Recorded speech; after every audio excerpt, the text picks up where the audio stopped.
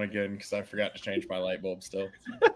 Welcome to Bogside Chats, where we're talking everything DeFi Kingdoms and keeping it casual. My name is Matty Pesk. As always, I am joined by Franz and Guy Kid. Boys, how are we doing tonight?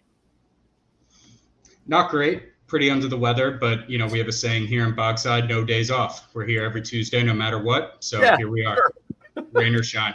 Either that or be here more in spirit than in person. I'm probably going to leave in the next 30 seconds. So great, love it. We already lost him. We have him, and we're going to lose him. But we are also joined by a fourth. We are very excited to have a guest tonight. You know him as the hold on, I had his title up. Chief Growth. No, that's not it. It's player engagement. Fuck, I had it up a minute ago. Bolon Sporon's here. Great start. Was that a bit? No, what's the title? Director of Player Engagement. Director of Player Engagement for DeFi Kingdoms, for Kingdom Studios. Bolon is here. Bolon, welcome to Bogside. How are you doing? Thank you for joining us. Do you know why that is my title? No, that'd be great. That was going to be my first question. Engaged. No, because the acronym is DOPE. Oh, that's fun. And if I'm how have you not brought this up before? This is wild. If I'm the head of player engagement, it's the hope. So I am both the hope and the dope. Wow. That's actually a Mythic Quest reference. For those of you that have not seen Mythic Quest, you should watch Mythic Quest. It's excellent. I have not seen it. I've heard from several people I should, though. Oh, it's so good. It's so good. All right. Well, we did have a bunch of things we were going to talk about to Bolon about, but that's kind of being thrown out the window because the voting thing has kind of been taken center stage here. It goes live tomorrow. Your mic just cut out hard. Yeah, you just crapped off. You said something about tomorrow. Still? Is it still bad? No, now you're good. Oh. But the vote goes live tomorrow. Is that correct? Yes. What vote, Maddie? Well, there's two votes. There's two votes. Two votes. The first one that goes live is the Raffle Master changes, which you guys touched on when you and Hubert did that, right? When you guys talked about that, or maybe it was an AMA, I'm sorry. But you touched on all these changes to the Raffle Master. You're updating how some of the raffles work, some of the prizes. I think we're getting rid of minis. Is that correct? Mm-hmm. Mm-hmm. I think that one's not very controversial. I think everyone's on board. I mean, who knows? Maybe not. Maybe it'll lose the vote. But nobody's bothered to talk about it, so I don't know. Nobody cares. People are feeling about it. Bigger fish to fry. Yeah. I mean, it seems good to me. I'm all thumbs up for it. But the bigger one and the more controversial one is the summoning cooldown. Now, before we get into like a lot of the details of some of the pros and cons here and why there's so much controversy, I do kind of just quickly want to talk about the voting process. So this is a brand new system that's in place. It's something here on Bogside we've been pushing for. We love it. We want the community to be voting more and more. This one, I think there are some people complaining about feeling like this is kind of like abrupt and happening, but this topic, we've been talking about this forever. The hero inflation is only up, and I think this is I think everyone has talked about it enough that we can go ahead and vote on it, but just touch on just a little bit like the process and this being put in place, and like I have to assume the team is like excited for this to like be actually happening. Yeah, so we are super excited for it. Have we ever had like an absolute crap ton of votes? No, but we've had pretty decent, like every couple months there would be a vote about something or the other, and then we kind of hit like a dry spell. And so part of that was because we had run into some issues with our voting system. And so we were working through resolving those. Part of that involved, it was actually better for us to add it directly in game, and it let us bypass some of those issues. And then, ultimately with the first vote, the voting power vote, we did have to mildly inconvenience our holiday players, which I'm sorry. We really wanted not to, but we just couldn't keep putting it off. That we weren't sure how everything was going to play out. And then it worked out very well that the time we needed to get those changes made from the first vote, we were able to handle that as well. So now everybody can vote as normal directly in the game interface. The only caveat to that, if you are a holiday user, you have to vote on DFK chain. it will still count your assets from both chains, just like normal. There's no issues there. But snapshot.org, which is ultimately where it still runs through, only recognizes the account abstracted wallets on one chain. So we basically just had to pick one chain and say that's the one you vote on. Okay. DFK chain obviously has more activity and is ours, so we have more control. So it made more sense to put it there, but it still counts all of your assets just like normal. You just can't actually cast your vote on Sarandel. Again, that's specifically only Holiday. Only Holiday. Yeah. So it's a pretty small. Anybody using MetaMask, Warabi, Core, Base Wallet, whatever other crazy extensions y'all have found, they will work on either chain just like normal. And you really only need to vote on one chain anyway. And I would hazard a guess, and it is a guess. I genuinely don't know. I actually don't know if we probably can tell, but I don't think we looked. But I would bet that the vast majority of our voting from this last vote happened on DFK chain anyway. So it works out well. But yeah, so those two votes will both go live in 22 hours and 48 minutes. Cool.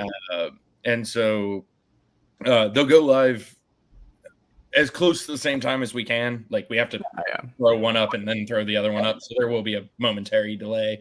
But we really wanted to do them both at the same time in case we did not have Holiday sorted, because at the beginning of a vote, that is when your voting power is determined.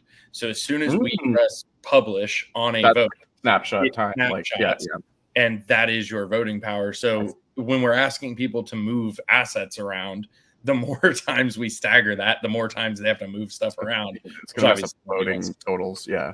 Right. Interesting. Okay. And I think, and again, I want to get into it, but I want to ask this one quick question.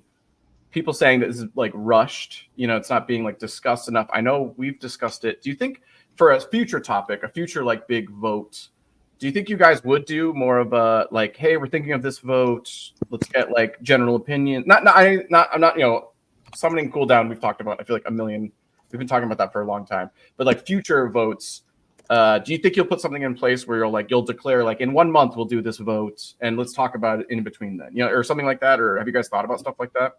We have, yeah. I think a lot of it is somewhat situational, I guess, to be fair, just depending on what the topic is. But for the most part, like, we don't really want to blindside people with votes either. That's not to anybody's benefit. And, honestly, it just makes my life harder. But yeah, so for most stuff, like, Raffle Master, we put out 6 months ago, the first time. And then, summoning cooldowns and all of that in general, I mean, it's been a topic of conversation for 12 months at this point. Yeah. So, we did the roundtable 2 weeks ago at this point. Talked about both of those, very in depth. Also talked about what the upcoming burn mechanic was going to be, which is earlier than we would have talked about it otherwise.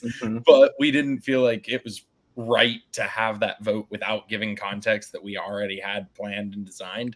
Yep. So, even from that standpoint of like, this came out of nowhere, like the roundtable was 2 weeks ago. Yeah. Like that's already a pretty good amount of notice, but both of these have been topics for a very long period of time. Just to touch briefly on the Raffle Master, because nobody does. So yeah, I mean, it's really just kind of a rebalance. So like most things, we kind of just made that from scratch as like a best efforts, and it's a good system. It's not that the system itself is bad, it's that it can be better. So a lot of the feedback that we've gotten is that minis are too short, and that if you aren't using a bot, you are almost excluded from them, because how often can you be online within those 15-minute segments, which is fair. And then also just, I mean, a lot of stuff has changed in the ecosystem since we put the Raffle Master out. So prize pools are not the same as prize pools were when we put the Raffle Master out. And so making adjustments there. So, I mean, the spreadsheet's out there for anybody who wants to really dive in. It's got the current setup, the proposed setup, and percentage changes to each item involved. But, adding, Maddie, what's the rune for level 10 plus? Mokashas. Okay, thank you. So, adding Mokasha runes to the Raffle Master, reducing the eggs. We all are obviously aware at this point of how eggs have gone. So, reducing the egg payout, And then also adjusting some of the stuff with like stones and crystals, especially with Divine Essence coming up, really just makes sense. So I think it'll lead to a healthier and more dynamic Raffle Master. And we'll see what people think. Yeah. No, I think that's interesting. And again, and this is something I do want to talk about in general, what we're talking about here. I trust the team. I trust Hubert. And I think you guys have put together a bunch of very smart individuals to like do this stuff. So I do kind of trust the team. And so when the vote and they say like, hey, we think this is the best for the Raffle Master, I'm kind of like, man, sure. You know what I mean? But also I know other people might not feel that way about other stuff that the team does. So which it would be good for all of you out there. Go look at it and weigh in. I don't think there's been a single comment on because that one is the Raffle Master is just a yay or nay, right? Is there It'll just be a yes or no. Now, if it's a no and people are like, hey, we still want it changed, we just didn't like this. We may come back with another revamp option. But especially for something like that, like putting out, pick between A, B, or C. No, none of us are going to read that much. You'd have to go through 3 spreadsheets. Yeah, and none of us are doing that. Let's be honest. Question about the Raffle Master vote. Actually, what kind of made the team decide that was something that should be voted on? I guess where's that line for the team as far as, because I see the Raffle Master prizes as kind of like that's a part of the game, similar to like if you did a balance change, you wouldn't ask for a vote. Where's that line fall? How'd you decide that? Like this. It is. Okay, it is not a straight line. It is not a straight line, and it's something we talk about a lot. And really, with pretty much any topic like this that comes up, we have a discussion of should this be a community vote or not. And a lot of it boils down to: are we making changes to the existing economy? And with like balance changes, for example, yes, they impact your heroes in hunts and in PvP and whatever, but they don't impact the economy directly necessarily. Whereas, the Raffle Master, it's supply and demand of the economy itself. So that's usually where we try to like really look at is, are we directly affecting the economy, or are we directly affecting existing assets? And before you say it, yes, balance changes do impact existing assets, but we have caveated the hell out of that we're going to be making those changes because we have to. I also think and they're subtle. They're much smaller. Right. Yeah, we aren't just brutal. Like archers no longer do range damage. Like that's right.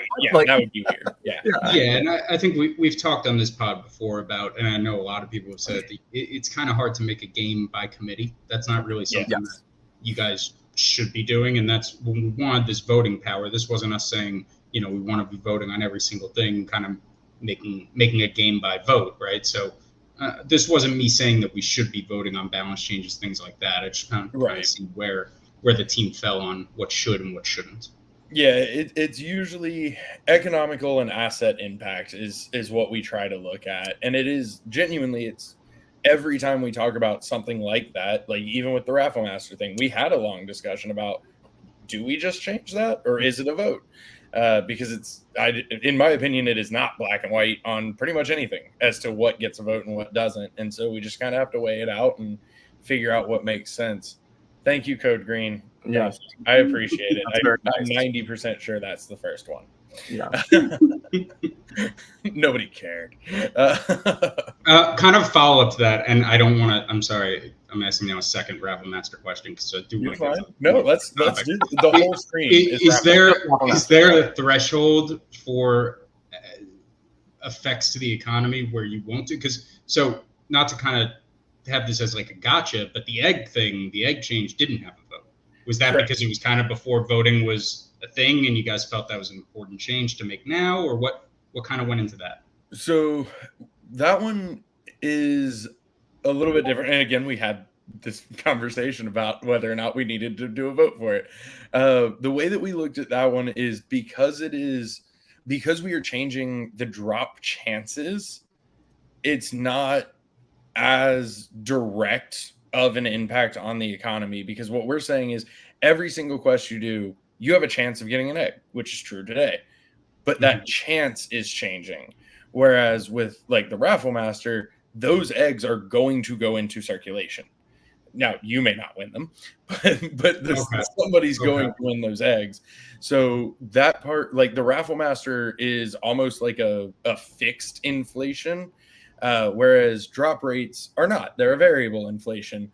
So it's a very like nuanced difference in a way, but that's kind of the differentiator that we looked at was, you know, the feature itself of questing is still, for the most part at least, within our control, whereas the Raffle Master is known.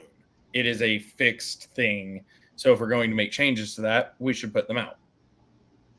No, I like that, and that approach makes sense to me, because in my mind, I feel like there's there's multiple different categories, but in my mind, there's the NFTs that we control and that we own, and then there's things we can do with those NFTs, right. and those things might change because that's kind of coming from the other end.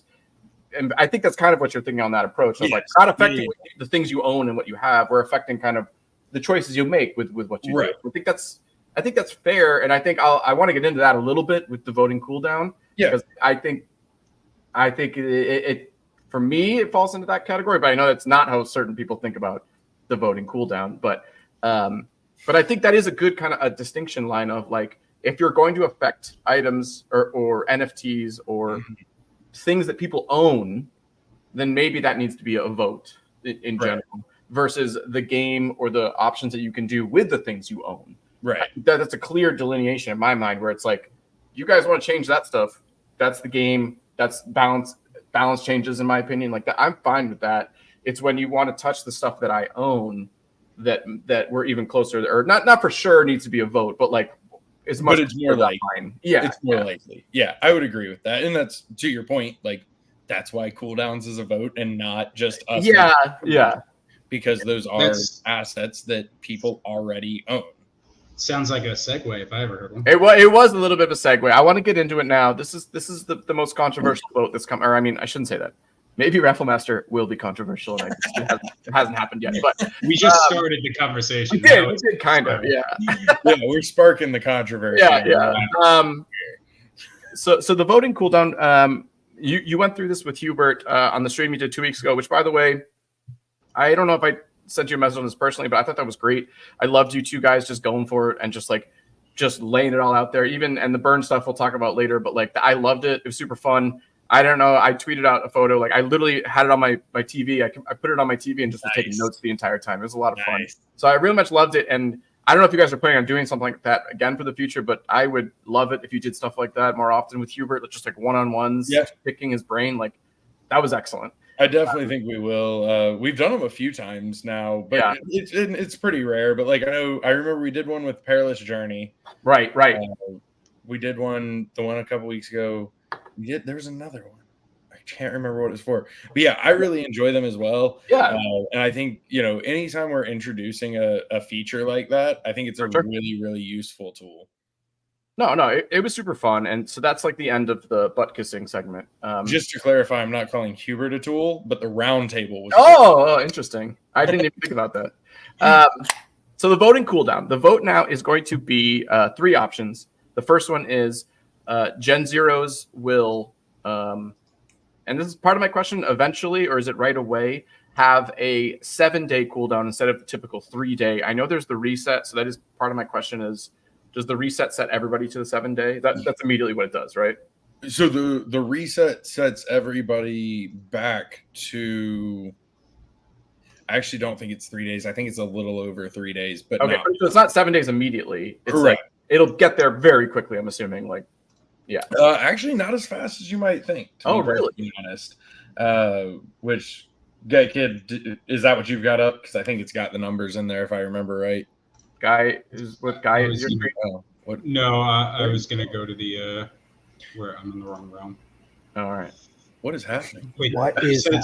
Sorry, I was clicking things. Oh, sorry. No, this is good. I thought my screen was up. Okay. Oh, okay. So it would take. We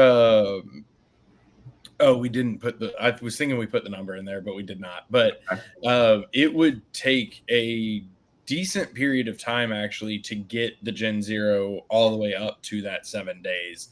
I think we mentioned what that time frame was in the roundtable, but I'm gonna be honest, I don't remember off the top of my head. That's okay.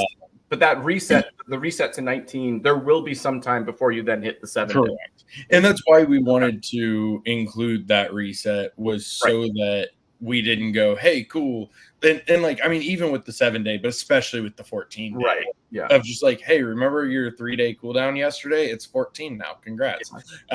So it would extend 4 months. Thank you, Code Green. You're the bomb. Y'all should have him instead of me. He's way more useful. We do need to soon. Yeah. But basically it would extend the longest possible cooldown while also bringing everybody back down to then work their way up to that longest cooldown. Right. So that way it's not just a complete jump of surprise. It's a more gradual increase, as if, I mean, it's basically making it as if that increase had been, or as if that that new longest cooldown had always been there. Okay. All right. Very cool. I didn't know that. Actually, I appreciate that. I like that. And then I'm assuming same sort of thing with the 14 day one, but then it'll just be even longer, potentially 8 months, right? Well, maybe it's not perfect, times 2, but so there is some leeway. It won't be an immediate 7 day and immediate 14 day, but that will be the maximum cooldown for Gen Zeros. And then the third option is obviously change nothing. Yep. So we've discussed this a lot on this podcast. I do think right now, personally, my opinion, there are too many heroes. I think and I know that's controversial because it's fun to have, a floor army, collecting all your stuff like that. That is cool. But I think in general, if we continue on this pace, it's going to be sort of insane the amount of heroes people are going to have. So I'm just going to be forward with everybody on the podcast. I'm for this. I'm going to vote for the 7 day. That's how I'm going to vote. I don't have much voting power, but that's where I'm at. But I will say for the rest of this podcast, I will be playing devil's advocate and might be countering some thoughts that others have, because I think everyone on the panel here is probably for at least the 7 day. I don't know how we feel about the 14 day, but I think everyone's for the 7 day. But I want to mix it up. So I'm saying that right now because from here on out, I'm probably going to be, the bad guy. Well, I do, before we go too far into it, I feel like it's just worth throwing out there as well. So both options that include changing also include a change to Gen 1 and above. And the changes to Gen 1 and above are the same for both of those options. Yeah. So tried to keep it, relatively simple. And so the changes to Gen 1 and above basically would kick in either at the time of the new hero being summoned or when the existing hero does its next summon.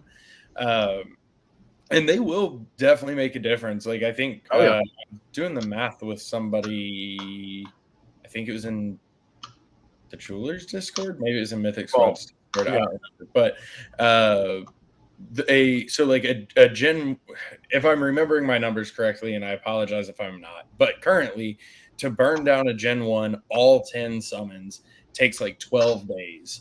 And with this, it would be 20 days, I believe is the correct math, because it will extend both the first cooldown, because the new minimum for a Gen 1 would be 32 hours instead of 24.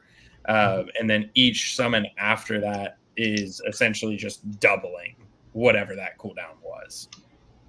So I think that this is an important point that got missed by a lot of people, myself included. Bolon, I was discussing with some people in one of the Discord channels, and you kind of came over the top and said, "Hey guys, this isn't just for Gen Zeros." I think we thought at first this was a Gen Zero cooldown discussion. I mean, that's what we're all referring to it as, but I think it's important that everyone kind of make sure they understand that this is across the board. We're going to be lengthening the cooldowns if this vote passes. Yes. Yeah. And I do think that a lot of people have missed. Sorry, I just saw Code Green's comment on the Raffle Master post. But I do think a lot of people have missed that point, or not necessarily missed it, but I don't think it's gotten as much attention as I personally think it probably should have. That yes, this will be all heroes, not just Gen Zeros. I did see a stat thrown out. I think I forget where I saw this, but if the 14-day one goes into place, again, no math on this, just what someone said is that like this would potentially be a decrease in 80% of like summoned heroes if the 14-day one went in place, which seems like bonkers to me. From absolute max summoning. Right. All right. So like, yeah, which is not happening right now because there's so many heroes that are like just doing nothing right now. Okay. Correct. Yeah. So that's the kind of key difference there is, it's hard to say like, well, what percentage do you use? Who knows? Yeah. So I think it's safe to say, oops, sorry, I thought you were finished there.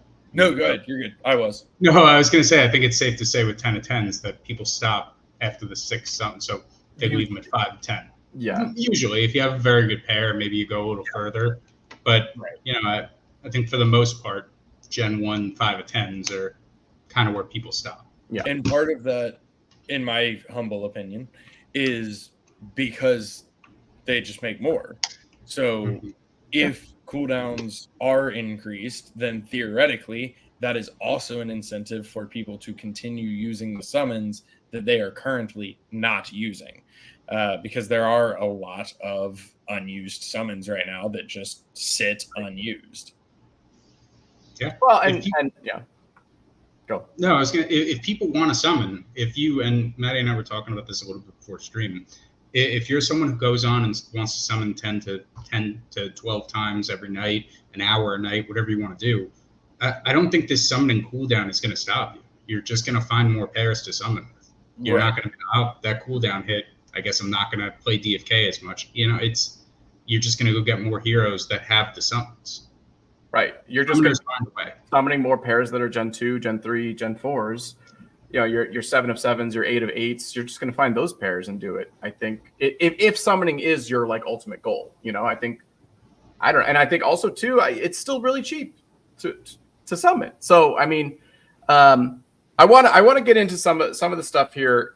Number one with a bullet here, this is going to hurt the value of Gen Zeros, and maybe you could argue with that sentence. Maybe you don't agree with that sentence, but I think just at face value right now, this means less summoning for Gen Zeros, therefore less value of Gen Zeros.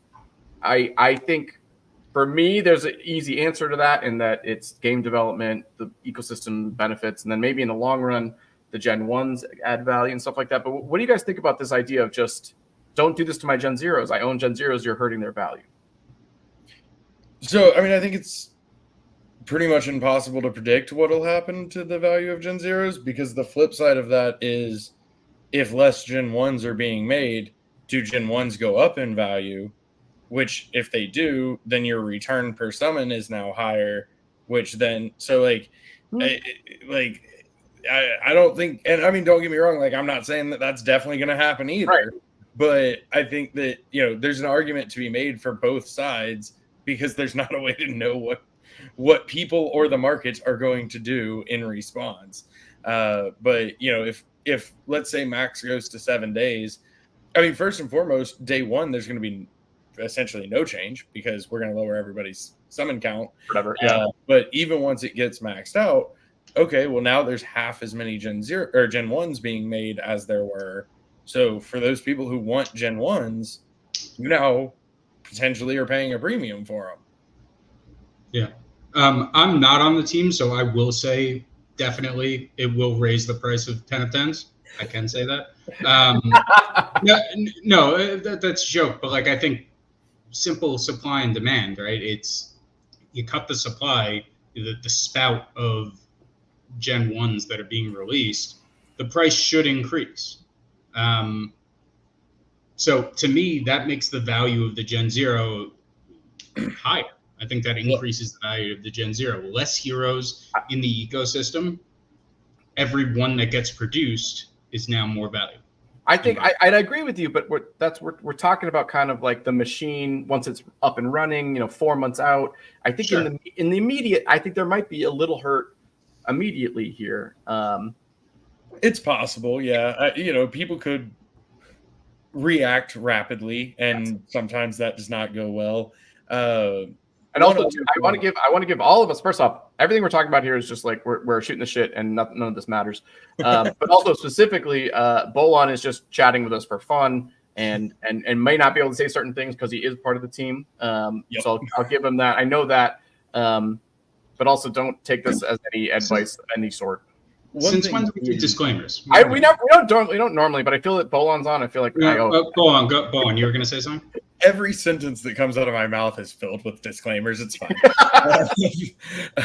But one thing too that, like, how do I say this? So Maddie screwed up the flow. I did. I'm sorry. No. I started the sentence and then caught myself. And so one thing that we've talked about several times before, but more specifically mentioned, I would guess maybe a month ago, maybe a little bit more, there was an AMA question about Gen Zeros and utility, and do we have plans for more Gen Zero utility? Oh, do I need to find that question to find out? No, I'm pointing down because our own Guy Kid is the one who submitted that. Oh, was it Guy Kid? I thought I was going to get to find out. Wasn't it, right? It's something I've talked about. I don't know if I ever made it to the AMA question. Okay. No. Well, our guy submitted on Bogside of like something where it's like staking your Gen Zeros to like increase value of your other heroes or something like that. Like increase Gen Zero utility. Similar to what was done for Perilous Journey. You bring your Gen Zero on the Perilous Journey, and so it's not summoning during that time frame. So there's right. And so we've said many times when it's come up, like, Gen Zeros are thought about and talked about for every single feature that we put together, but there's some features that Gen Zeros can't be part of. Dark summoning, obviously, transcending, like, you can't burn your Gen Zero. I'm sorry. If it was up to me, you could burn them all, but it's not, because smarter people prevail. But that's not always the case. There are situations in which it does make sense. And so that's part of it too, where, again, like, everybody's looking at the lens of right now, which is completely fair, right? Because that's the information that they have. But like, summoning is not forever going to be the only thing that you can do with Gen Zeros. So, there's that side effect as well of like, what does that do later on, right? And so that's where, like, it's not, there's just so much still to go that will have so many different impacts that, it's trying to keep that long-term view. And that's hard to do. Like, it's hard to do for us sometimes, but it's especially hard to do, I'm sure, for everybody playing the game today. And I completely understand that as well. But we do have plans for other Gen Zero use cases. Okay, now I know why you hesitated there. It's because you were afraid you were going to drop some alpha. That's what you're afraid of right there. Yes, I had to stop and think more about the words that were about to come out of my mouth. No, that's exciting news, because I agree. I think we've talked about a little bit and led by a Guy Kid of like, if Gen Zeros had these kind of like other functions, and whether it's Web3 or otherwise, like in terms of like stake them and all your quests do better if you have a Gen Zero state, something like that. Gen Zeros are a very unique asset in the game. So it's like, and there's a limited supply. So if you start breaking them down to they do other things than summoning, that also has a drastic impact on the hero inflation and everything we're talking there. I don't know if you guys see what I'm running in DFK analytics. These are all the 10 of 10 Gen 1 still in existence. And this number in the bottom right keeps going up. Oh, it's like still loading. Yeah. It's still loading. Yeah. Yeah. Can you zoom in? Can you zoom in there, Guy? 20. Oh, where are you? Yeah, we're at 24,000. We're still going 25. Oh, okay. Well, we'll keep tabs on it and let us know when it hits the final. Yeah. Well, and one thing too, for anybody who's watching this that has not watched, France can give me so much crap for this. For anybody who's watching this who's not watched the Mythic Squad stream that had Hubert on it, Hubert ran through all of the math. I know. We don't keep going. Okay. He was making an actual point. Oh, sorry. Hubert ran through all of the math on like the analytics that we've done and what we're looking at. And so, you know, a lot of people have said like, well, what if we didn't touch Gen Zeros? Well, the like 70-something% effectiveness would be like 8% effectiveness. Like, it is almost entirely Gen Zeros that lead hero inflation, because that's where everything comes from. So if you adjust the other generations but don't adjust Gen Zeros, you cannot have a meaningful impact. Mm-hmm. Now, that doesn't mean that we should only adjust Gen Zeros, because now we're just A, targeting them, and B, we're still not like making the widespread change that we could make. But that's why, like, I know a lot of people have asked, like, well, why don't we just change Gen 1 Plus? Because Gen Zeros are where it comes from. And I mean, that's what that's what they're meant to do. Like, I own Gen Zeros. I'm not throwing shade at Gen Zero holders, but Gen Zeros are the ones that start the exponential growth of other heroes, because they're the ones that can summon infinitely. Yeah. So if a change is going to be made, it pretty much has to include Gen Zeros for it to really be effective. Yeah. Well, and I just want to throw this out there, and we were joking, but I have referenced that interview specifically several times. I know, and shout out Crypto Baby H is in the chat. I'm not responding to what you're. I just put your name up there. Just I'm not responding to what you're saying right there. But she was asking earlier about some numbers and inflation stuff, and I referenced that specific episode where Hubert goes on with, I think it's Ogre and the two twins, and Hubert just goes like, tons of information and data was like shared there, and he had charts and stuff like that, and it was very engaging and entertaining. And like the end result was, if we don't change Gen Zeros, the numbers are going to get bonkers. Like that was kind of like the end thesis of that entire episode. So as much as I hate to say it, I recommend everyone go watch that episode of Mythic Squad. Where they had him on. We'll have to ask them to repost it. They don't watch this stream, so they won't see this. If someone could tell them. Yeah. But no, I actually, jokes aside, I tried to find that ahead of this stream. Do they not have it posted? Listen to it. I couldn't find it. There's so much trash. I'll message Beef then. Hang on, I've got it. Yeah, I just pulled it up for somebody earlier. That would be good. But y'all just need to download it and then take the time to edit your own faces over theirs and then re-upload it as if. Sorry, another random tangent. Mythic Squad used a Bogside chats clip in one of their episodes one time, but it was when we interviewed Dreamer, and they cut out all the three of us and just had Dreamer's box, and I was like, "What the hell, guys?" Awesome. All right, back on topic. Back on topic. Yeah. Sorry. So if just the current Gen 1 10 out of 10s got summoned today, that's about 4 million heroes added to the ecosystem. Damn. That's a lot. Yeah.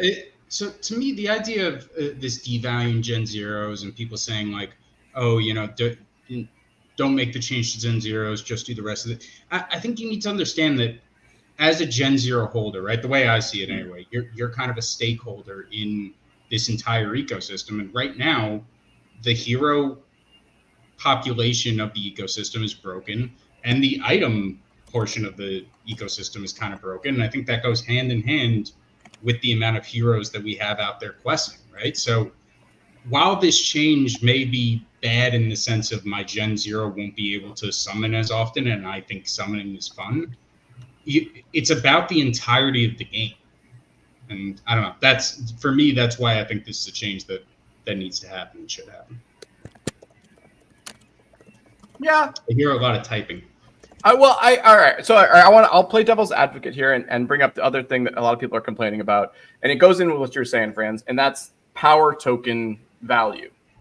Power tokens get their value from the sink that is summoning. That's the biggest way a lot of the power tokens used.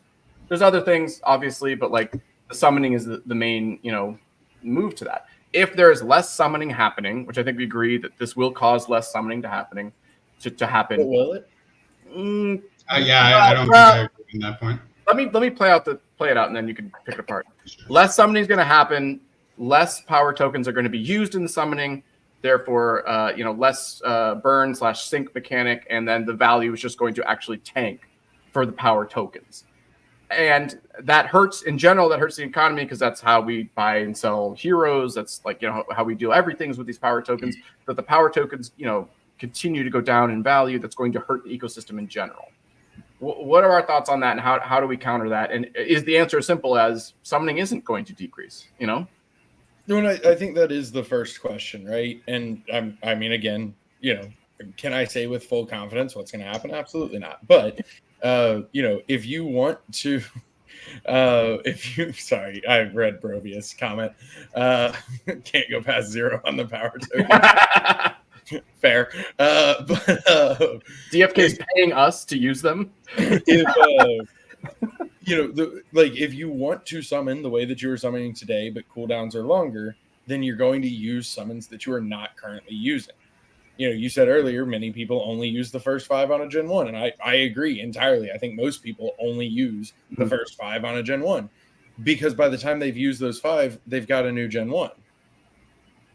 Yep. But if you don't have a new Gen 1 at that same time, then maybe you're going to use that 6th and 7th summon, which A, is healthy, and B, doesn't only cost the same power tokens, it actually costs a little bit more.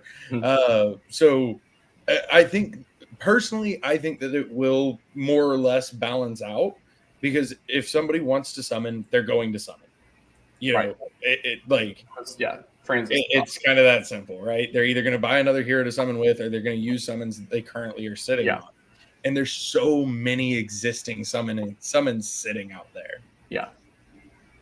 I think that I am nervous for power tokens and potentially the value of power tokens being like really hurt by this, but also at the same time, I sort of feel like the game will ebb and flow, and maybe they'll go down a little bit, but I feel like it'll once it gets into the rotation of how this new cooldown system works, I feel like they'll recover.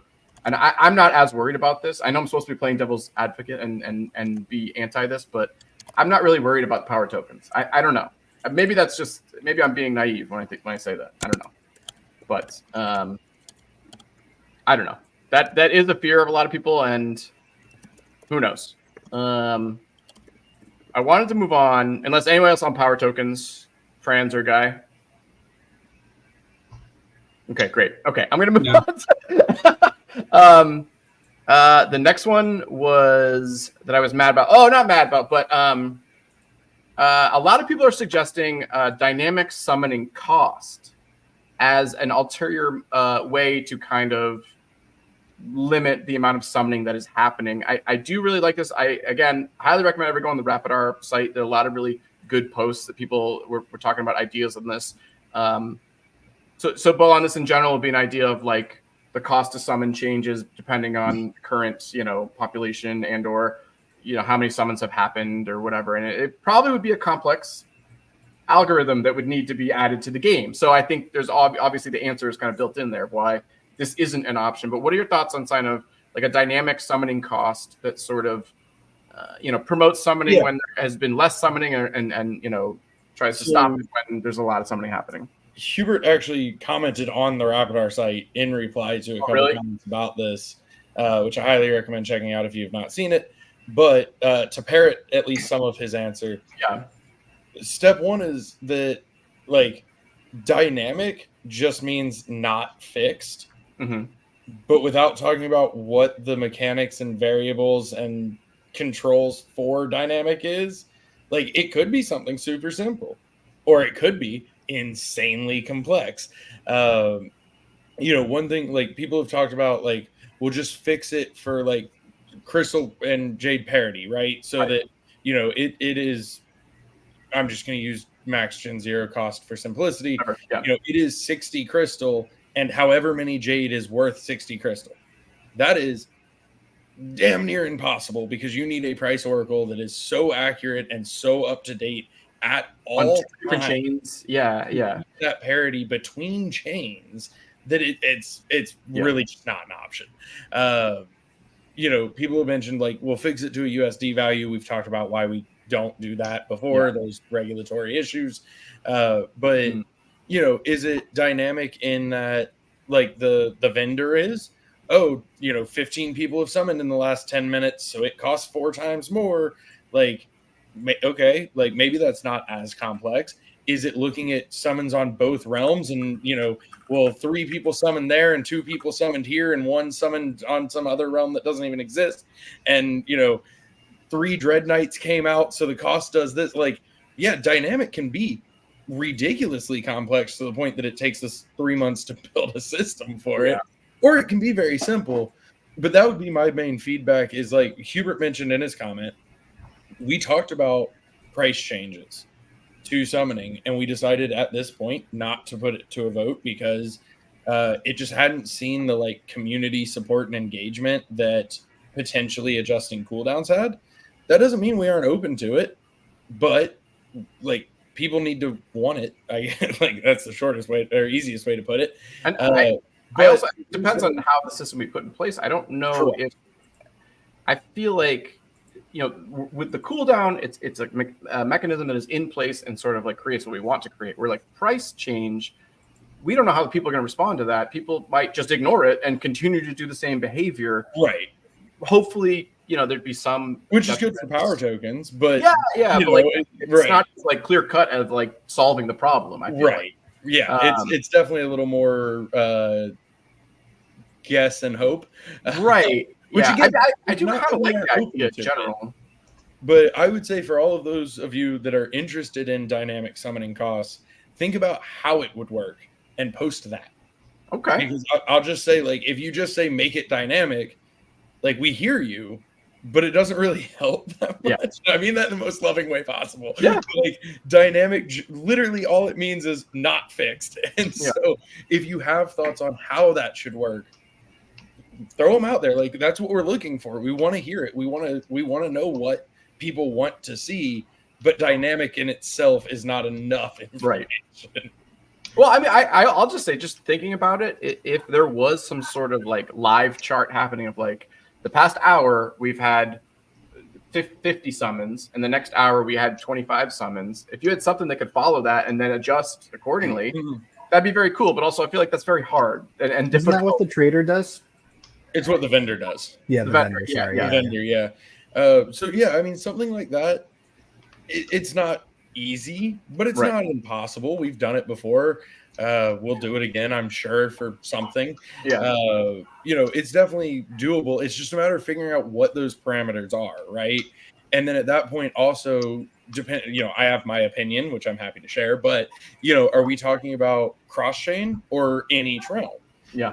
There's so many variables there, and it's not that it can't be figured out or that we can't do it, but if we're going to put that out there, we want to know that people have interest in it.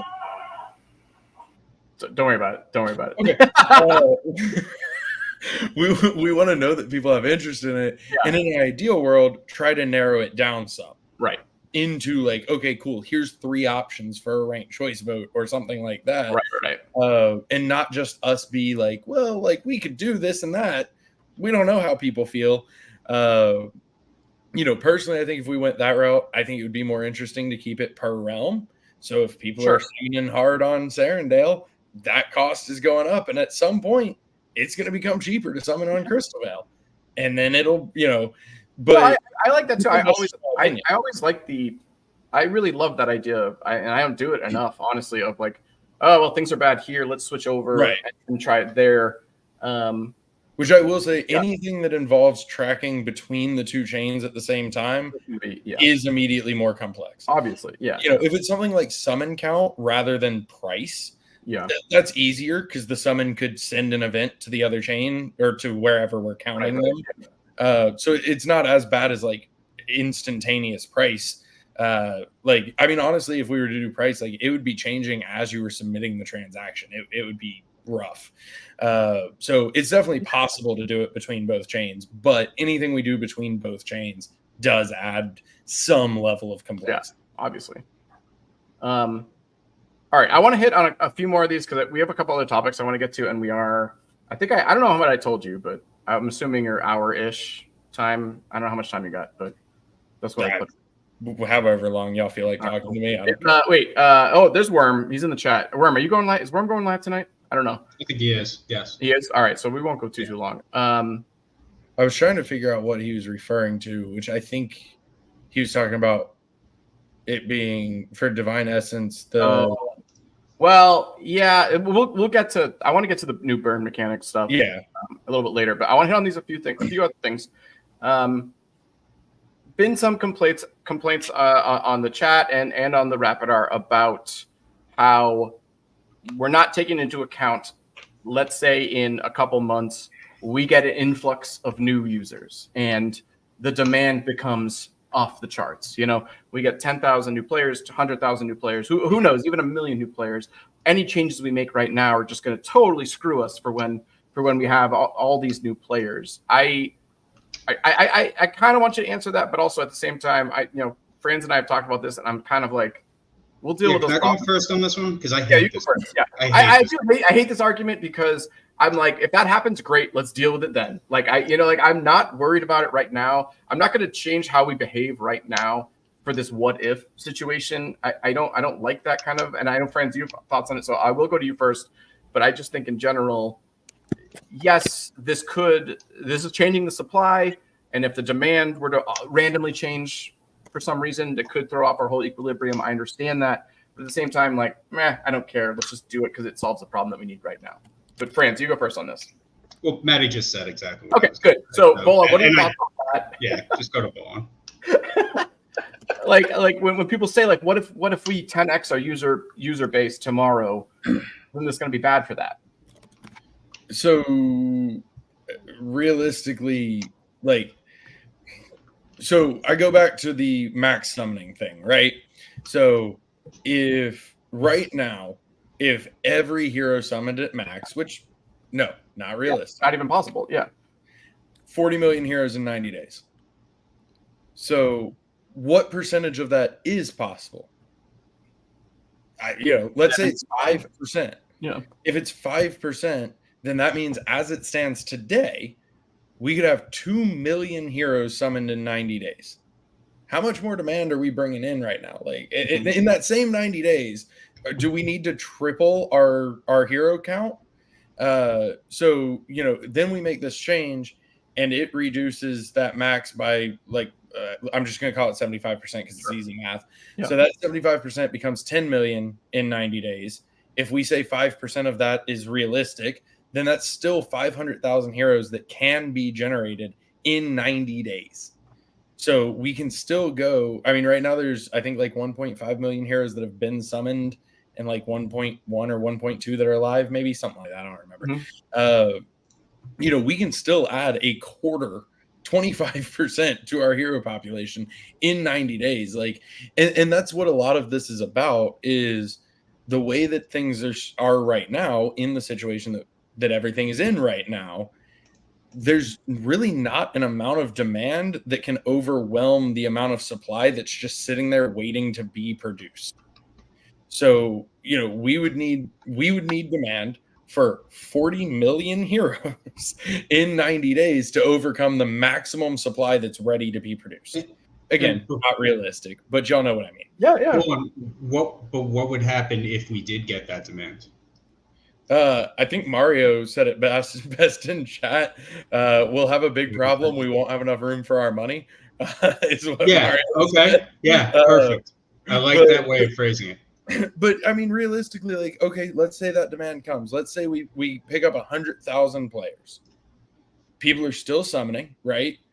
We go to, let's just say we're at 1.5 million heroes. That's still 150 heroes per player? Am I doing that math right? I think I am. It's close enough. We're not math guys. We don't know. Me neither. Yeah. It's either 15 or 150, and those are basically the same. Yeah. But but that's the other side of it too, right? Is you guys that have been around for a long time remember playing DFK with 6 heroes. Mm-hmm. Now people look at it and go, well, every player that walks in is going to want 1,000 heroes, and that's just not the case. Some will for sure, but some people are only going to want to play combat. So. Whether it be void hunts, PvP, whatever, doesn't matter. They're going to come in and they're going to buy 9 or 12 combat heroes. And that's all they're looking for. they're going to buy everything else they need from the people with their legions who are farming materials to make potions, who are getting equipment from void hunts. Like, not every player is going to want to have 1,000 heroes, and that's not a bad thing.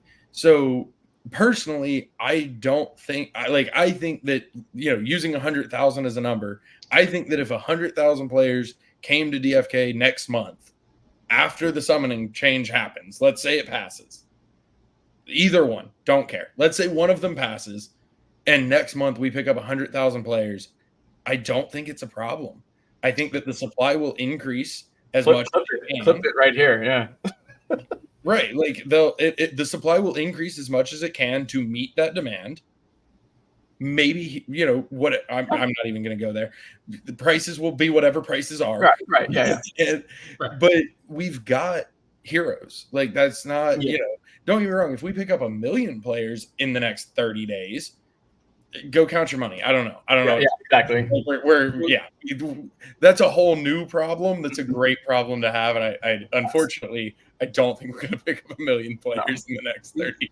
Yeah, and I think there's something to be said also for the idea of it's not going to happen overnight. We're not going to wake up one morning and 3 million players joined while we were asleep, right? There's going to be a gradual thing, and if we ever were getting to the point where it might be a problem, there'd be time to plan for it and discuss it. Right. But it's not going to happen that quickly. And also, I don't know, my kind of the way I look at DFK, I don't love how easy it is to make monsters right now. And when I say monsters, I mean these beast heroes that are, mythic with a stone and with all these abilities. It's very easy right now because it's so cheap that we can. Are you saying that there's a certain group in the community? There's a certain group in the community that's making these monsters that you think it's too easy for them to make them? No, I think it's for everyone, Maddie. Okay, sure. I was making a point. My whole train of thought is just gone now. Sorry. So does that warrant, when you guys did dark summoning, did you always envision dark summoning being a forever thing? Or was there ever thoughts of that being a temporary ability, if you will? No, kill them. What? No. As far as I know, we always thought about it as permanent. Yeah. And I mean, it was never meant to be the only burn mechanic either. We've now talked about the next one. But no, I mean, as far as I'm aware, it was always meant to be permanent. And it just kind of like, it all feeds into the loop. Life is a circle. But you have regular summoning, which is integral to the game, and you have to have, and you use that to create good heroes. Sometimes you use it to create phenomenal heroes. Then you use dark summoning to polish whatever you have that isn't all the way there. And then you use divine essence to feed those heroes as well. I do like the closed loop you've created with divine essence, as well as there's a lot of mechanics that could be used long term of like truly isolating the dark summoning heroes as a unique subset of heroes as well. Yeah, there's a lot of fun that we can have there as well. And I had something that I was going to say, but I forgot what it was. Well, friends, do you want to finish your thought? No, I'm pissed at you now because I was actually making a thought, and it just totally what I was saying was revolving around the idea that right now it's very easy to make these amazing heroes, and I think it should hurt more. I think there should be more cost associated to it, and if hero prices were to go up, the idea of making a sick hero would be a little bit more meaningful, a little more impactful. That's the long and short. You're not wrong. But I'm also pissed at Maddie. Well, and one thing too that I wanted to just point out is like I keep referencing that 90-day number, right? And I recognize that I keep referencing it. I'm going to keep referencing it. Too bad, but it's just infinitely repeatable. Like it's not like, oh, that happened and now it's done, because those Gen 0s just keep making new Gen 1s, which make new Gen 2s, which make new Gen 3s. Like that 90-day loop is just infinitely repeatable. And so when we talk about, like if we get player adoption, like we're going to have stifled summoning too much, like even if the change goes through and we can make, 500,000 new heroes in 90 days, Okay, well, we can do that every 90 days. Like, the summoning potential is still there. It's just a little more controlled than it is today. No, I agree with that. I think I want to move on. I want to hit a couple other topics at the end of this, unless anybody else had any other like pressing voting cooldown questions we want to ask Bolon or Bolon, if anything you want to say before we kind of move on to another topic. No? Okay. The new burn mechanics. I already gave you the props earlier. I love the video you did with Hubert. I'm very excited to see that stuff in action. I don't know. We could talk about it a little bit, but just in general, I think I want to bring up something you brought up at the very end of that stream, where you said you wanted to share information with everybody, sort of like to get that out there. And I kind of want to grill you a little bit on this, I guess. And you knew I was going to bring this up. I guess when do you make those decisions of what you're going to share, the information that you guys have about the team, about the game, about the development? How do you make those decisions of what to share with us and when? Because I think us, here we love speculating about this game. We love playing this game. The community in general is very kind of intense and love to get information all the time. Really? But I feel like, and it is tough to you have to kind of be you're kind of like the gatekeeper for the team. I know SI made that funny, Alpha Police song and stuff like that. It does kind of come down to you of when information is shared or not shared. And I guess my question is, how do you make those decisions without, don't talk too long, because we're at an hour, but how do you make those decisions? Don't talk as long as Maddie is for this question. Exactly. Yeah. Because I appreciate you guys sharing that information, but this is very down the road. Yeah. For this burn mechanism. So usually the key deciding factor is if somebody said it, even though they weren't supposed to, and then we just roll with it. But no, outside of that, as a general rule, we try not to talk too much about anything that we do not have designed, just because it's hard to really answer questions. I mean, y'all listen to the AMAs, people throw out crafting questions, and that's fine. Like, we're happy about it. We enjoy trying to answer it, but we don't have that designed. So we got to kind of hedge our answers a bit, right? Yeah. So we try not to talk too much about anything that's not already designed. And then as a general rule, we try not to talk too much about anything that is not currently in the development pipeline. Like, if we are not working on it, we usually try not to talk too much about it. One obvious exception before it gets thrown in my face, expeditions. So expeditions we started talking about because we did start working on it. It's just one of those things that unfortunately we kept having stuff come up and it kept having to be backburnered. Now it's, not. It is full steam ahead, one of our two top priorities. But it's also that's a perfect example of why we generally do things the way that we do, because once you start talking about it, the impatience just steadily increases. So for Divine Essence, we decided to make an exception for Divine Essence, which is why every single time it's been mentioned, we said I lost count of how many times we said on that stream, this is months away, because we were doing the cooldown vote. We didn't want to delay the cooldown vote until Divine Essence was ready. We didn't feel like it was fair to have the cooldown vote and then be like, hey, surprise, we had this planned. So we decided we were going to make an exception for Divine Essence, which, to be fair, we were also super excited to talk about it. So it worked out. It's very cool. But yeah, as a general rule, that's what we look at, is if we are not actively working on it, we try not to mention it, because it's just going to start the clock on people getting impatient about having it. And things happen. We have an order of things that we intend to do, but sometimes that order shifts.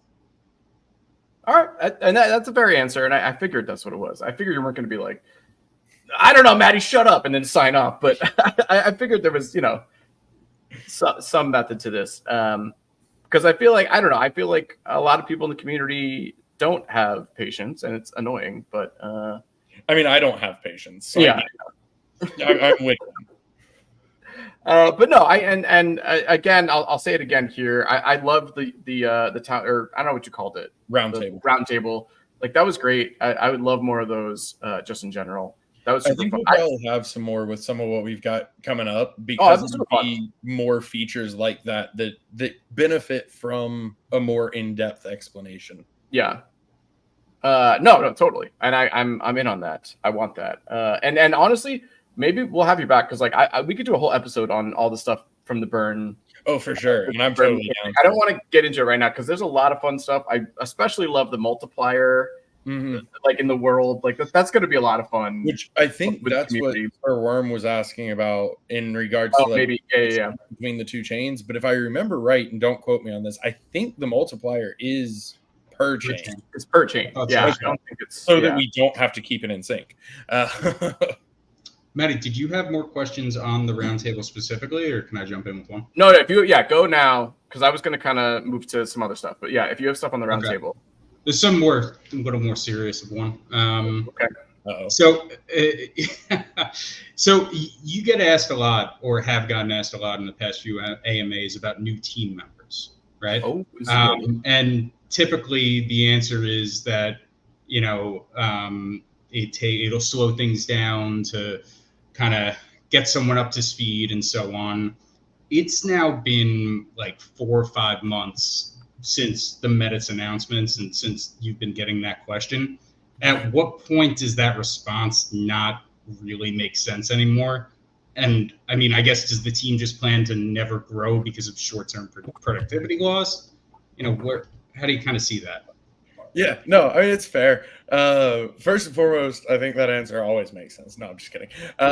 So I mean, honestly, like there's several facets to it. So the short-term slowdown is definitely one for sure. And it is a very relevant one, especially when we've talked a decent amount about the Metis deal at this point. So I think all of this is known. If not, it will be now. But the grant from Metis is milestoned. So, we don't get all of it at once. But it also comes with obligations. And so trying to eat that short-term loss while meeting contractual deadlines gets very tricky. But the other thing too, it's a $2 million grant. Part of that is specifically dedicated to marketing and player rewards. So we do not get the full 2 million for our runway ever, realistically, which is great. That's what we wanted. But the other thing too that I think a lot of people forget or don't realize or just don't know or whatever is $1 million doesn't last as long as you might think. And so that, that's also something that we're very conscious of is we don't want to hire people that we then can't pay. We've been very open about ourselves. We all went through a time of just going flat out unpaid for a while, whenever the hell that was. Time doesn't exist anymore. Even now we all work on less than full-time hours because that's what we need to do. And that's what we want to do. And we love this project. And so that also makes it a lot harder to bring somebody into that kind of environment of hey, you're brand new to this. You haven't put, 2.5 years of blood, sweat, and tears into this. You want to come sacrifice with us? So yes, we absolutely want to grow the team again, but we want to make sure that we do it sustainably. We want to make sure that we do it in a way that we can do right by the people that we bring in. And that's really the biggest thing is just making sure that we do it at the right time where we, can take care of the short-term losses because overall it can be worth it, but also where, we can make sure that person is taken care of, is compensated fairly and compensated consistently. Okay. And has the team grown at all in the past year or so? Because I feel like there are new names that I've kind of seen or heard get thrown around. Real quick, Professor, yes, Transcending will be available on both chains from launch. So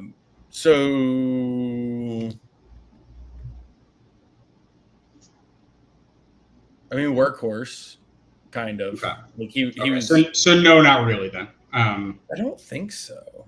Okay, that might have been me just seeing some other names I just wasn't familiar with. We did pick up an artist probably about a year ago now. Okay. But no one on the development side. I want to say no. when will Mr. Zipper join us? He doesn't count. He's always been here. And then as far as the milestones go, is it public if what's been released and what's been, like, what amounts you guys have been granted, or is that not stuff that has been talked about? So the amount that was granted is public because Metis has it on their website of like right. how much I meant more released. Yeah. And then as far as like the milestones themselves go, yes, we put them out with the deal. So phase 1 is private matches. So essentially the Metis that has been paid thus far was the upfront amount. And then we have phase 1, which is private matches. Phase 2 is tournaments, and phase 3 is I think we actually came up with a name, but I don't remember what. But custom user run fun for everybody tournaments. That name is the new name. I'm gonna tell you, Hubert, that I've named that feature now. Custom fun user, all users tournament mode. Yep. Perfect. No notes. Awesome. Okay. Cool. And then one more question on kind of the Metis and PvP stuff, and I'll throw it back to Maddie. As far as kind of the build out of PvP and what's being worked on right now, how much of it is actual PvP game, and how much of it is like infrastructure that needs to be in place around the actual gameplay on a new blockchain? Is that a big part of it? Like, like hero viewing and I don't know, like, is there going to be, I'm assuming there's not going to be a tavern there, but like there's going to need to be like an equipment screen and things like that. Like what? So I would say probably more on the PvP itself, but still with a decent amount of infrastructure. A lot of the infrastructure we already have, realistically. Like, yes, we have to put it on Metis. We do have it. But, how your heroes get to Metis has been a big part of kind of what we've been working through, how we want to handle that. There's options there. What all you can do on Metis, also been a big part. So I would say it's probably about equal, to be honest.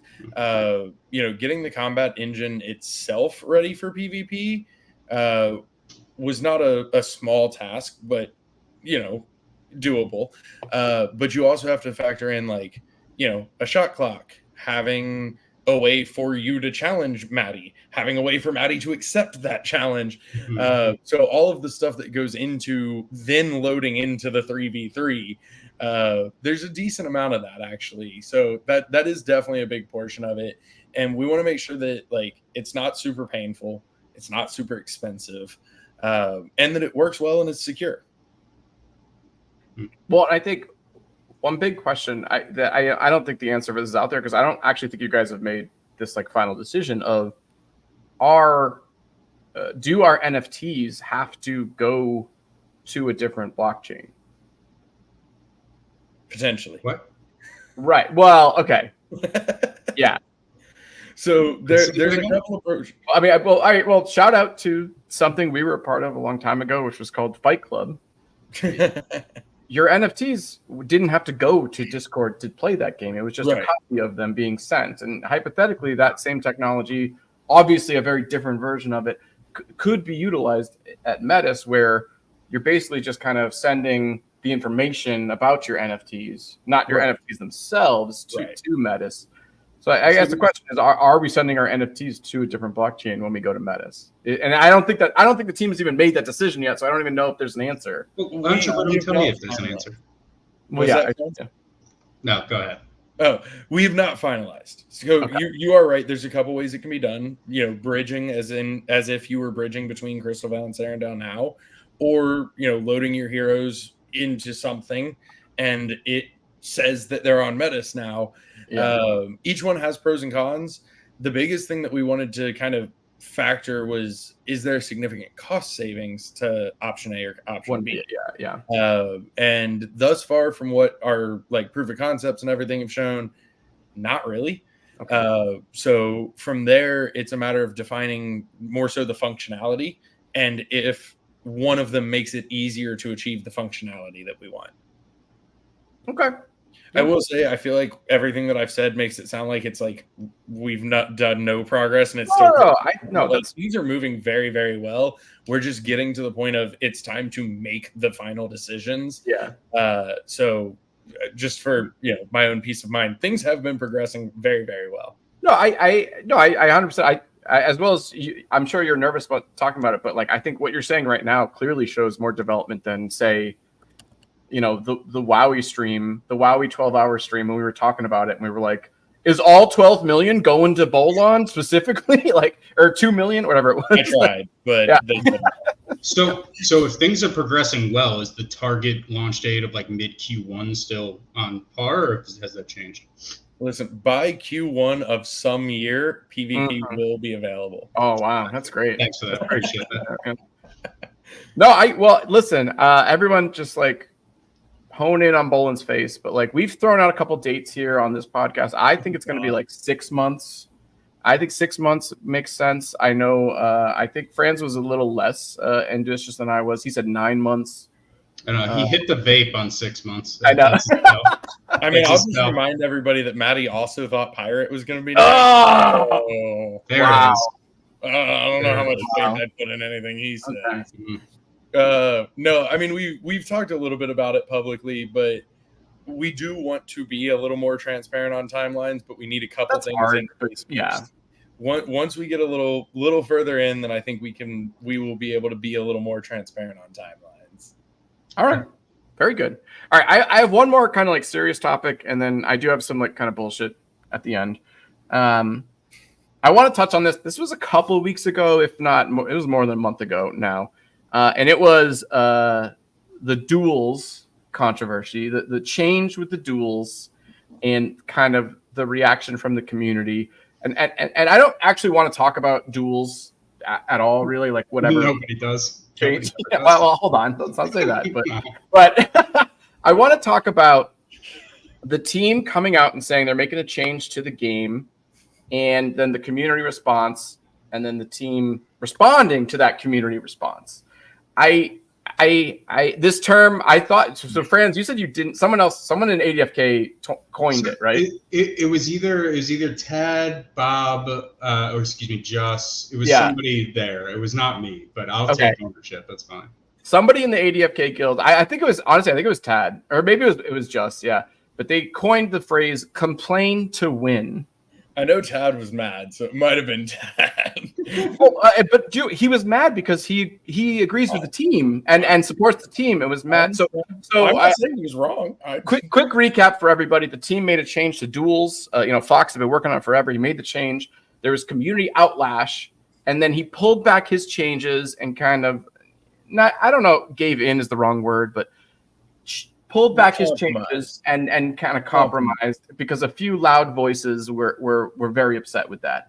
I think I'm kind of frustrated because, again, I've said this a couple times now. I really trust the team, and I believe you guys. You guys should be able to make changes to the game. And I think certainly the duels changes about the hero bonuses, like for sure. I don't care, or maybe I'm being too flippant with that, but like. That's something that if the team wants to change, I feel like they should be able to change that, and I'm fine with that. And the fact that we had some loud people, and I don't know if that was the deciding factor of why the change was made, that's very frustrating to me. And I kind of want to talk about that with you, because do you think that change was made because the community was being so loud, or were there other reasons involved in that? In my opinion, the change was made because we should have done it better. Okay. Which resulted in community frustration. Like, because here's the thing: ultimately, what people were mad about, and I know I'm not gonna drop names because it'll only make things worse. Sure. I mean, you can do that. I would love to be the ones. I would love Bugside Chats to be the one to do that. But keep going. A lot of people pointed at one particular person, and I can tell you that it was not one particular person. There were a lot of people in several channels when it happened.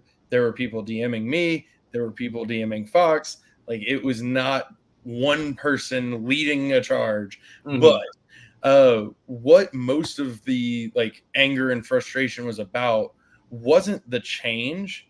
It was the fact that we didn't give any warning, which is pretty fair, and we probably should have.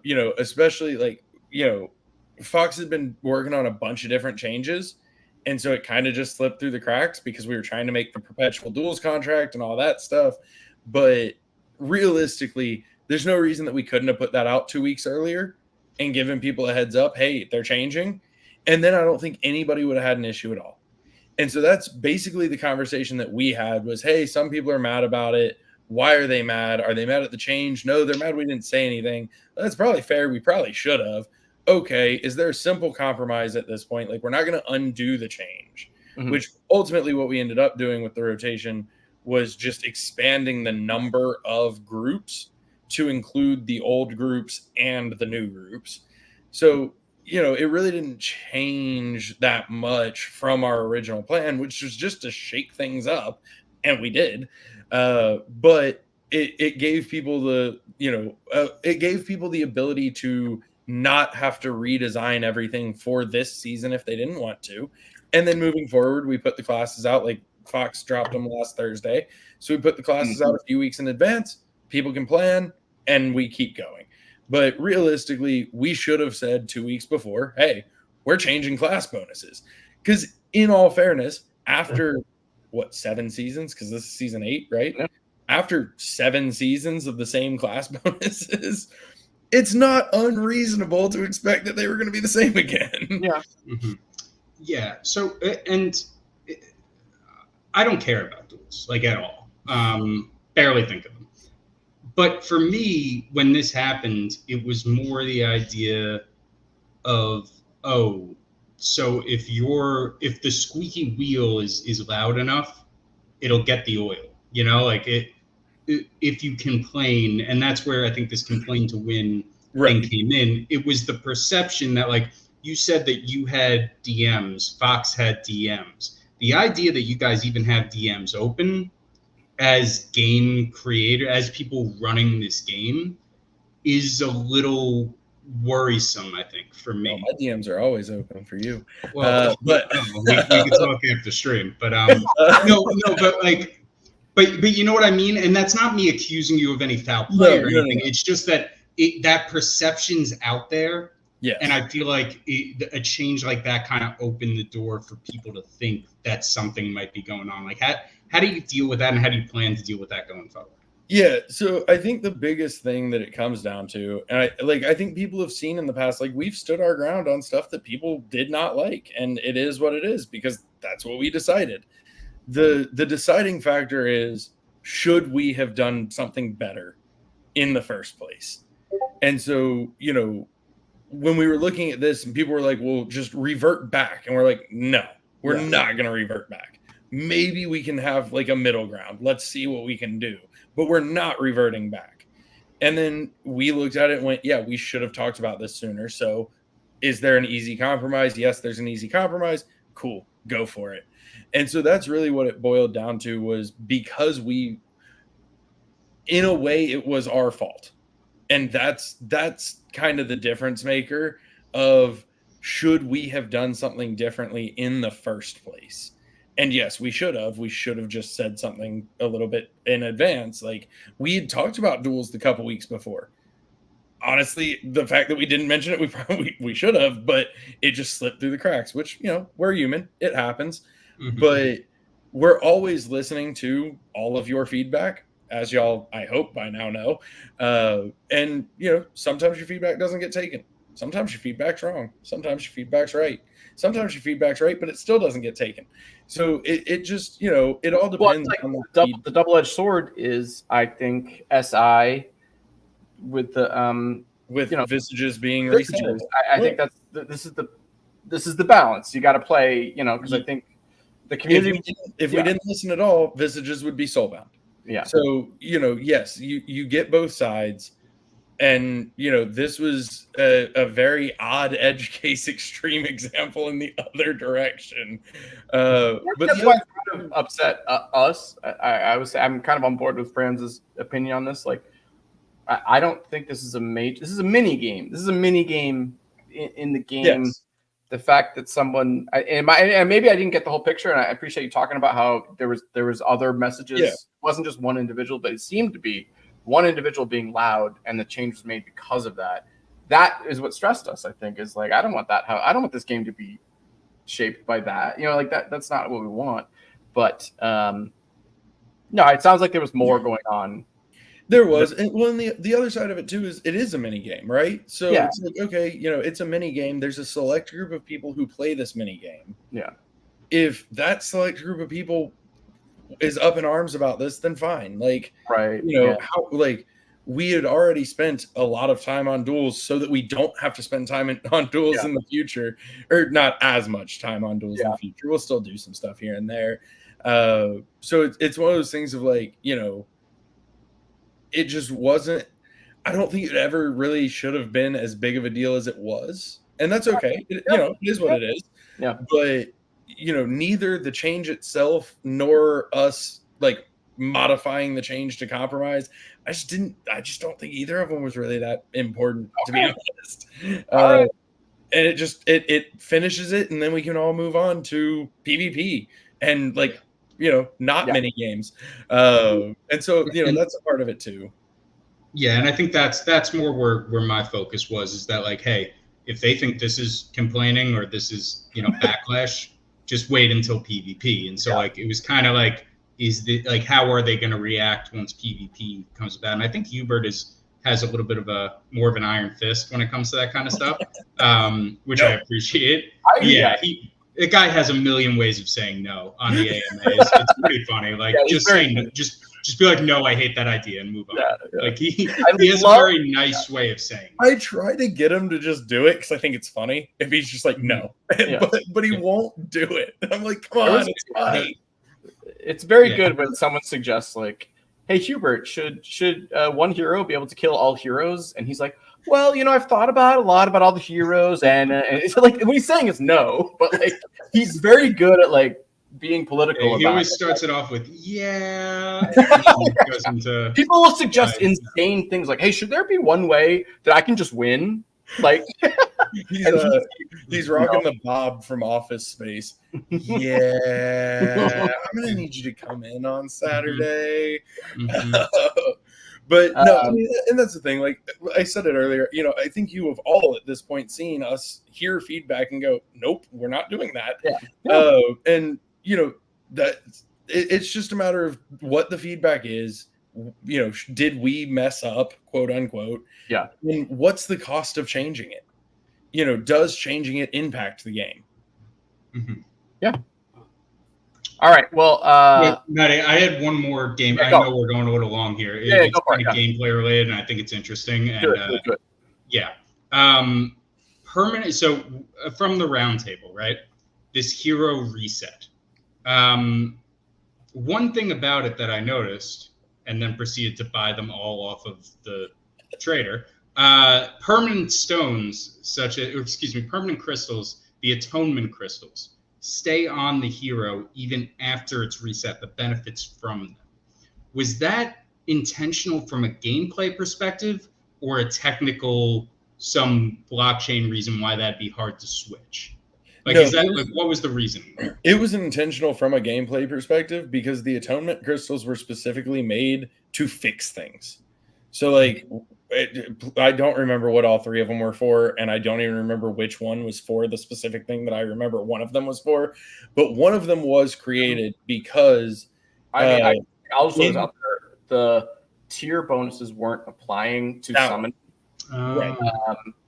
So early on, and it was a very small window. I mean, it was a small window. Yeah, it wasn't much. So only a finite amount existed to fix that problem. Right. So because those heroes should have had that bonus when they were created, we then put out the atonement crystals to make up for it. Right. So if you reset that hero to level 1, well, it should have had that bonus when it was created.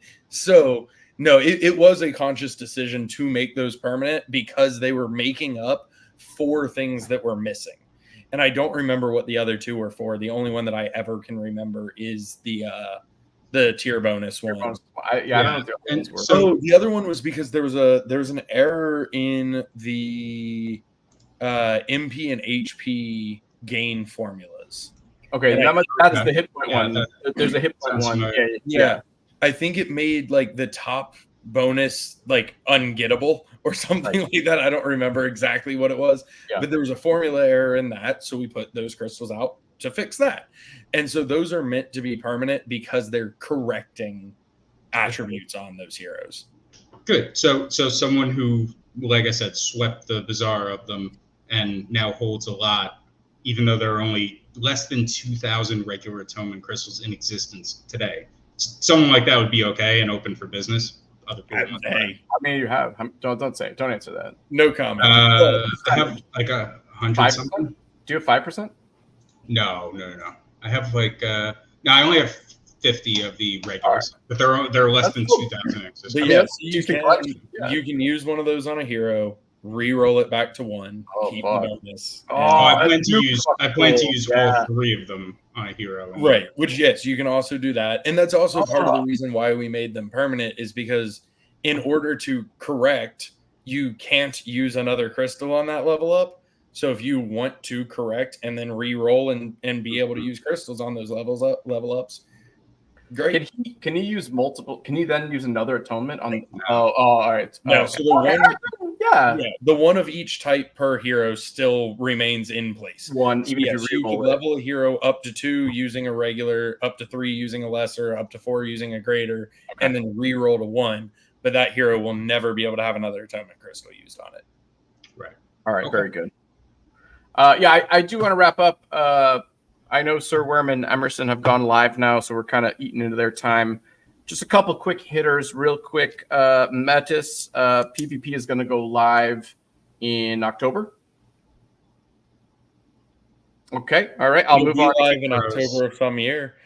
I'll move on to the next. But after PvP comes out, the next class after that's going to come out is definitely going to be the pirate. Monk, right? Monk? I'm not going to say pirate. I was wondering which one you were going to say. Ironically, you picked Monk, which I'm pretty sure Hubert has said will be It's not. It can't be because he has powers. But Wizard. Wizard. Yeah, at some point there'll be more classes. Yeah. Is there? All right. Don't even say what it is. But is there certain classes that are closer to being done than others? Well, there have to be certain. Well, yeah. I mean, yes. Your rapid fire end questions are usually better than this. They're usually better. Yeah, they're usually better. Well, because these don't have the. He knows all this stuff. I can't like quiz him. I don't know. Did I have one more? Oh yeah. What classes are you using when you do boar hunts and or rockbox? Mostly everything that has a codex except for Seer. I really like Seer, and I'm really bad at it. I never. I haven't used anything. Like I watch replays, and I'm like, why doesn't my Seer do that? And I feel like I'm watching League. Like, oh yeah, like why can't I do that? But honestly, my Seers are probably just not very good. Yeah. But I still love the classic Knight Archer Priest comp. Yeah. It's one of my favorites. Well, I would put Warrior in for Knight. I do like Warrior Archer Priest as well, but honestly, Berserker Archer or Berserker Priest is so much fun. Not against the box. I don't like that against I like that against the regular boars, but against the box using. I do that against boars. It's so hard. I do it against boars, not box. Yeah. Is the team concerned at all about Archer dominance? A little bit. Okay. What about double bubble? Nerf. Actually, Guy, I meant to say that to you. Somebody used double bubble in the Mythic Squad tournament. It was Seer, Berserker, but they literally the two Seers just created a bubble for the Berserker. It was wild. I think that was cool. I think I heard the Jewers talking about that. Yeah. O'Cool did it. He used a double bubble successfully in the Mythic Squad tournament. So nice. Double bubble is really cool. Like I said, I've seen people use Seers crazy effectively, and I'm just not good with them, which is fine. Like that's the whole point, right? Like every person doesn't need to use every class. You figure out the teams you like, and that's what you run with. And going back to Francis' question, and also we should wrap up because at this point we're just shitting shit. Yeah. But I am nervous when PvP goes live. It's literally going to be triple Archer versus triple Archer every time. I feel like it's going to be the meta. Like I don't think that's the best comp at all. We could talk about it on another pod. We're just going to make them range 1. And fucking yeah, you just but no, like, I'm losing too much. Change it. Archers probably do need a little more adjusting, which is fine. Like we'll get there.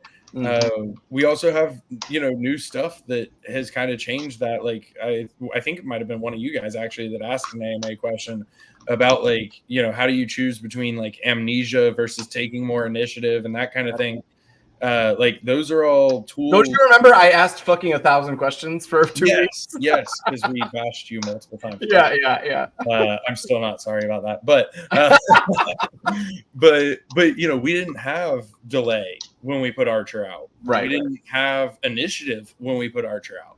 So there's also new things that we have available that could help tweak Archer a little bit to where it's not like as nerfy, but it's still making them a little bit more manageable. Because I would say that Archers are still the strongest class right now. Here's the thing. I think they are the strongest only because I think Archers are going to be good at what they do, which is damage per second.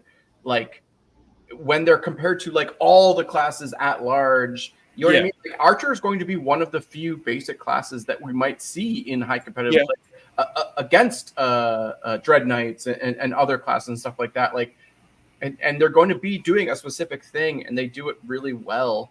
And I don't want them to be nerfed right now because I think once the entire scene is open up of advanced classes and exalted and everything, I feel like it won't be as dramatic of a difference as it is now. And they're the only ranged DPS that we have out right now. And I mean, honestly, they're kind of the only true DPS that we have out. Yeah. Like Berserkers and Warriors are pretty DPS-y, but they're also pretty beefy. Tanky, yeah. Like, melee DPS is just a different class of DPS.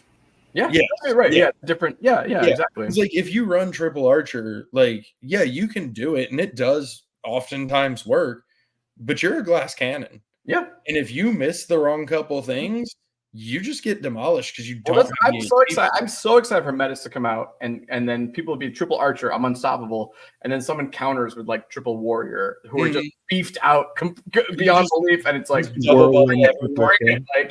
like all the double bubbles. Yeah.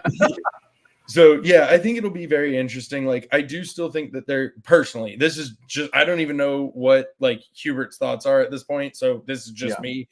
I think that we could do a little more tweaking on Archer, and specifically using some of the new stuff. Like, I think several of their abilities have amnesia, but maybe some of them are delayed rather than channel even. Add a delay. Maybe some of them take 1400 initiative. Right. Yeah. And so you're still doing that big punch. He's holding it even harder. Like he's got to hold it for another round. Like I think we could do a little bit of tweaking that would actually. I don't think it would hurt as bad as the first nerf for folks that are running a lot of Archers. Yeah. But I think until we have another like focused DPS class, it is really hard to tell. Like, they do more damage than anybody else, but they're squishy as hell. All right. I might have lost my two co-hosts, which is okay. Because I think we're going to sign off for tonight because I know Worm and Emerson are going to go live. So Bolon, thank you so much for spending your time with us and hanging out with us. We love chatting with you. Floor is open if you want to promote anything or say anything right now. I give you the floor for anything you want to chat about. I'd like to promote myself. There you go. Love it. No, as always, I really appreciate you guys having me on. I love coming on and hanging out with you guys. Yeah. Happy to hop in anytime. If anybody has questions or need anything, let me know. If anybody is streaming and wants to hear me ramble, let me know. But aside from that, definitely do hop over, watch Sir Worm and Emerson. Emerson is doing a live unboxing of his Frost Bloater plushie. So that's going to be pretty exciting. So definitely jump over to that stream so that we can have some fun there. And it sounds like they've actually been waiting for us to wrap up. So I know, yeah. Appreciate all of you and looking forward to another fun stream after this. All right. Well, this has been an episode of Bogside Chats for Franz and for Guykit and for our guest Bolon, who we're very happy came on tonight with us. My name is Matty Pesk. Thank you guys for joining us. We'll catch you next week. Cheers. Later.